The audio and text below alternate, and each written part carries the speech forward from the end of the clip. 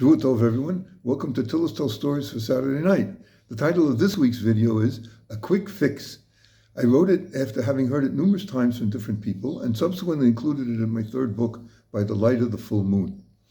The holy Rabbi Levi Yitzchak of Berdichev, is fondly remembered and praised for his fiery prayers in service of God and for his love and compassion for all Jews.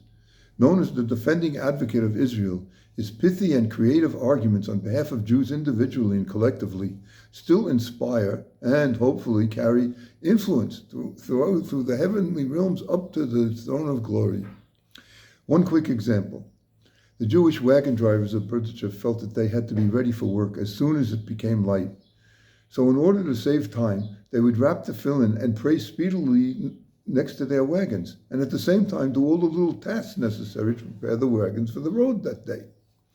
When the Berdichev first saw them doing this, he raised his eyes toward heaven and exclaimed, "Oh, merciful Father, Avarachamim, how wonderful are your children, the Jewish people. Even while they work, they pray."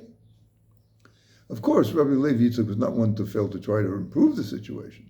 One day he approached the same teamsters as they were completing their prayers and removing their tefillin and talis. Walking right up to where they were assembled, he addressed them, "Gentlemen, good morning."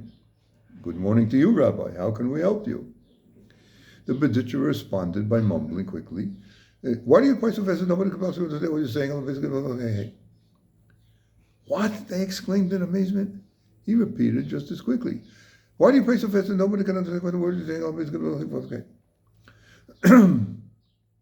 Rabbi, please slow down and a bit slower. We can't understand a word you are saying." "Aha," Rabbi Levi Yitzchak bounced.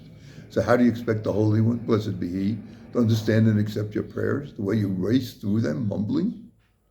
The teamsters were stunned, except the most quick-witted one. "No, Rabbi," he retorted. "It is just like a baby that is first learning to talk. It sounds like nonsense, and no one can understand, except the baby's mother.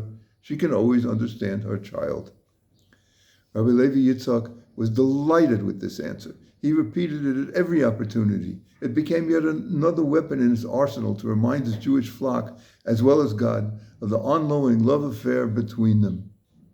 Truly, the Berdichev followed in the path of Moshe Rabbeinu, our teacher Moses, who pled cleverly for nearly 120 days for God to forgive the Jewish nation for the sin of the golden calf, as reported in this week's Torah reading, Ki Tisa.